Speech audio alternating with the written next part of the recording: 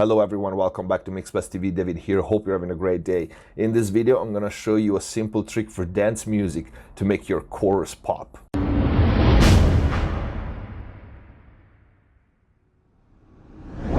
I have this pop dance track here in Pro Tools. We just finished tracking vocals a few days ago, so it's nowhere near a finished mix. I actually just started. Like I said, I use this technique to enhance the chorus, to make something happen in the chorus. So let me start by playing you the first transition, first verse into the chorus. Pay attention to the kick drum.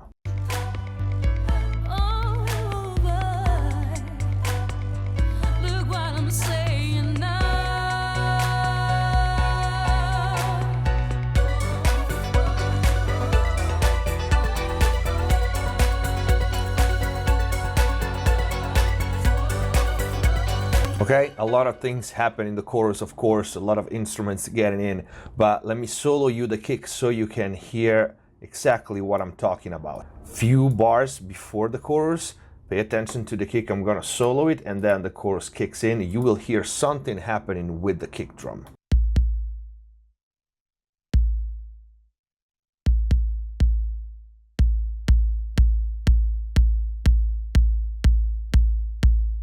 Okay, so we got a stereo kick in the chorus somewhat.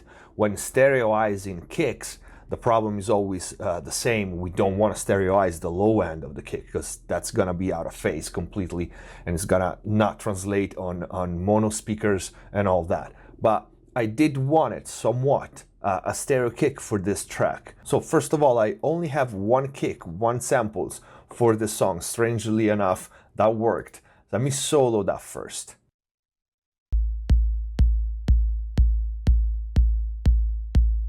That's how my mono kick sound. A little bit of processing that I'll show you, even if the track on the screen sees a stereo file, that was just the format the sample came in. This kick is actually mono. So processing on it is really minimal, a little bit of low cut and a little bit of EQ dynamic here at 60 and a little bit of 4K for the click.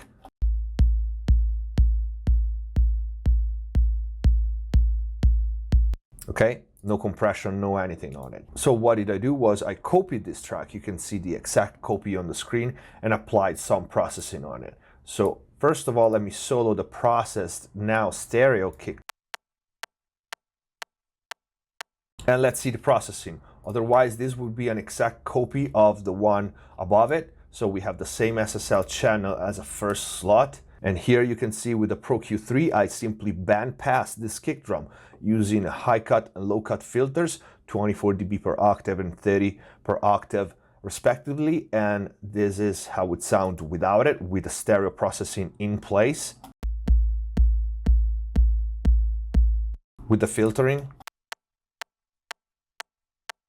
So we have just the click part, but it's a specific range that I selected, and I will tell you the reasons why. Then, because the signal after this filtering was so low, I put a simple SSL channel after it, and you can see I put my input all the way up to 18 and my fader all the way up to 12 because I wanted purposely hit the red on the SSLG channel. The reason why, if you watched my video on the 6 waves plugins with secret saturation settings, you know, because the SSL saturates when it hits the red. It was a simple way for me to enhance this clicky sound that I had, and then in the mix it would have been easier for the listener to perceive that stereo sound, the stereo kick sound. Okay, nothing else. This is just, again, for gain staging purposes and the subtle saturation. And then for the stereoizing, I used a simple stock plugin that comes with Pro Tools. It's called Stereo Width. You can see the settings. It's got delay. You can process each band individually. It has 3 modes: adjust, comp, and phase, and a general width knob. If you don't have a stereo width, if you don't have Pro Tools, you can use any other stereoizing plugin. This one I particularly like to stereoize mono sources as opposed to enhance already stereo sources. I find for some reason it works better than many other, almost all of them for me.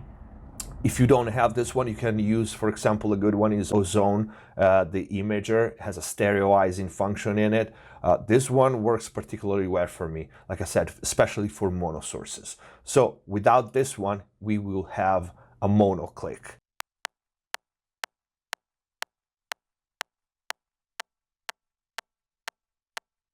And now it's stereo. So this is a fairly simple trick. The key when you do something like this with your kick is in this plugin, is in the filtering. In here, you decide what you want to do. And here, it really depends what your goal is. For me, for example, I didn't want to change the kick of the original tone too much, but I needed a wide enough spectrum so that the stereo effect could be perceived.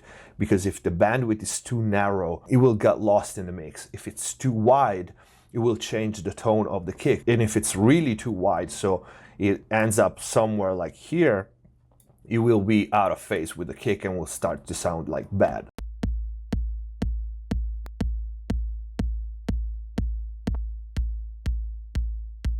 This way I maintain the tone of the kick, that round bottom end, clean bottom end, and that very modern click. But you can experiment with this one. One thing you can do that I usually do is I grab both low cut and high cut filters and then I start dragging the frequency around.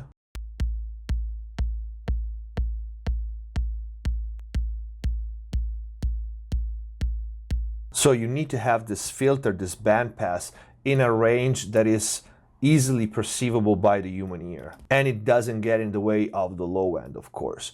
On top of this, there's a volume automation here in the chorus to make this effect more obvious. And that was the reason to have this stereo track, because the stereo track is also in the verse, you can tell.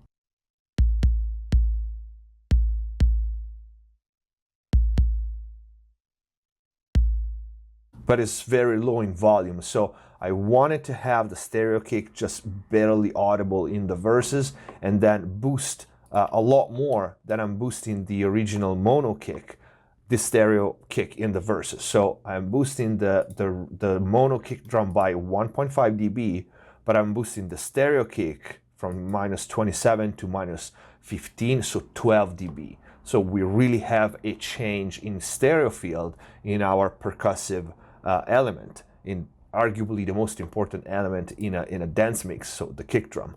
Again, in the mix from the verse. Look what I'm saying now.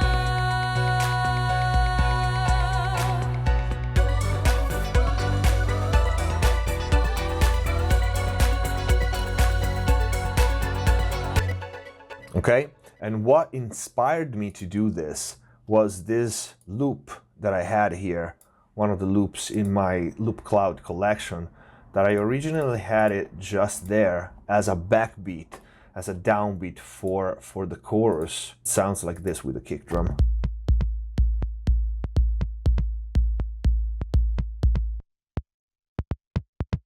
Okay, so the click of this loop is very similar to that click in the drums. And this loop came stereo. This was already stereo. So this one gave me the idea of having the kick drum somewhat stereo, because they really play a rhythmic part, like one element in the chorus. So this was already stereo. But I wanted to enhance it at this point and make it like really, really wide. I used again a simple S1.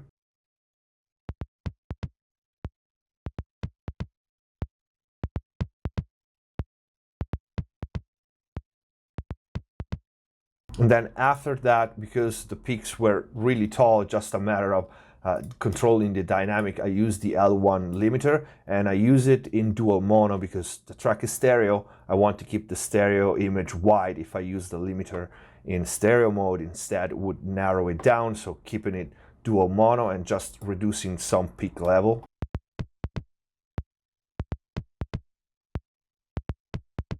It's really not changing the sound, especially in an element like this. And then with the EQ, I tried to do something else.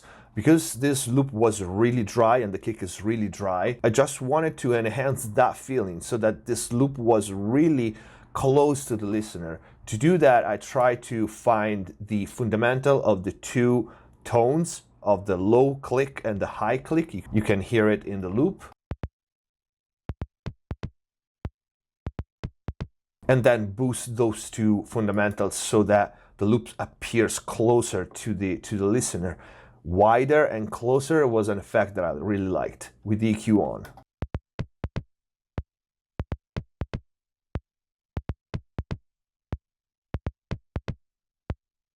Okay, with the kick and the stereo kick, they sound like this.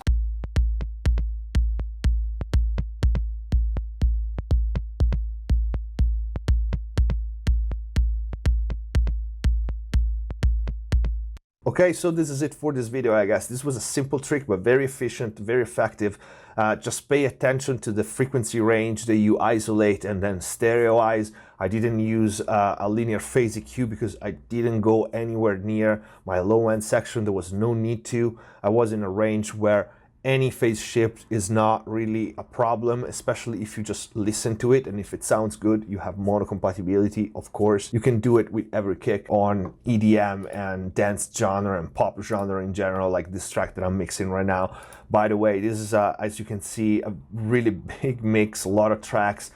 Great vocals in it. I did a lot of vocal production in this mix, so many vocal tracks between leads and color response and background vocals and a lot of instruments. So it would be cool to break it down and break it down part of it. We will see that. But anyway, I hope this video was useful. I hope you liked it. If you did, please don't forget to leave a like. If you have any question, leave it in the comment down below. I will also put all the links to the plugins in the info box. Follow Mixbus TV on Facebook and Instagram. We have a lot of exclusive content in there, pictures from studio sessions here in Los Angeles, and a lot of great news are coming up and will be announced on those pages. New premium recording, mixing and mastering courses are in the making, will be releasing soon. Thank you for watching. Subscribe if you haven't already.